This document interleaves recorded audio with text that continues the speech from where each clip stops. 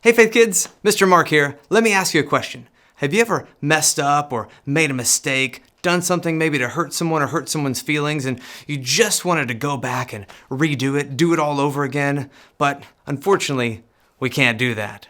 But that's where forgiveness comes in. See, forgiveness gives us a second chance. It's like being able to redo it or rewrite the story that we just wrote.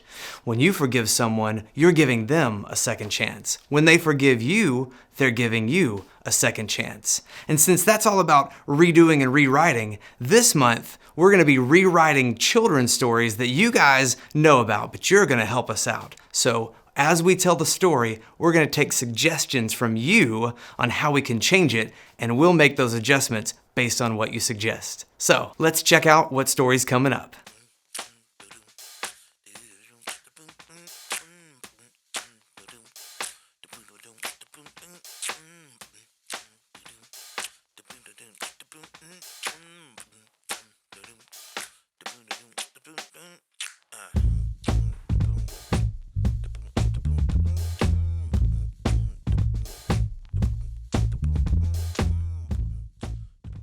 There was once a rabbit who was always boasting about how fast he was.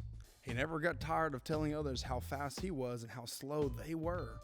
The hare was especially boastful whenever talking to the tortoise. "What a slow fellow you are," he said to the tortoise one day. "I feel really sorry for you, having to creep along like that. Creep, creep, creep. It must take you all afternoon just to cross the field." The tortoise was not amused. "You may be fast," said the tortoise, "but I'll bet I could beat you in a race." The hare laughed. "You must be joking. A race between you and me wouldn't even be close." The tortoise replied, "Well then, let's try. Suppose we race to the foot of that mountain." A story suggestion has arrived. This one comes from Trey, age 9. He says, "They should do a hot dog eating race instead." "Suppose we can see who can eat the most hot dogs in 5 minutes," the tortoise challenged. "Sure thing," said the hare. The other animals gathered around to watch the hot dog race. "Ready," yelled the squirrel. "Set. Go," the raccoon interrupted. The hare started off eating in a frenzy.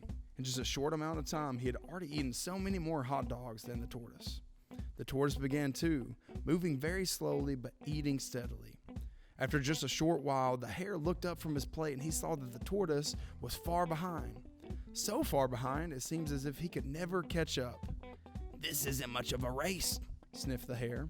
Since he was far ahead, he decided to take a little break and to chat with his friends. And we have a suggestion. Sophia, age 6, asked, "Can the hare juggle the hot dogs?" So the hare decided to take a break and to chat with his friends and juggle the hot dogs. All the while, the tortoise kept eating, slowly but steadily. When the hare looked at the tortoise again, he was still far ahead, so he decided to lay down in the pumpkin patch and take a nap. Another suggestion, this one from Mackenzie, age 9. She suggests, "I think the hare was so tired, he fell asleep in the hot dogs." So the hare decided to nap right there in his hot dogs to show the tortoise that he could nap and still win. He was only going to take a little nap, but it was a warm day, and the hot dogs felt so warm against his face that he began to get very sleepy and fell deep asleep. While he was sleeping, the tortoise kept eating, slowly but steadily. It wasn't long before the tortoise passed the hare and the number of hot dogs and had eaten more. The time was almost out, and the hare woke up from his nap, and he realized what had happened and began eating hot dogs as fast as he could. But it was too late. There wasn't enough time to catch up. And just as the timer went off, the tortoise had eaten one more hot dog than the hare. "Slow and steady wins the race," the tortoise said. The end. "Slow and steady wins the race," the tortoise said. The end.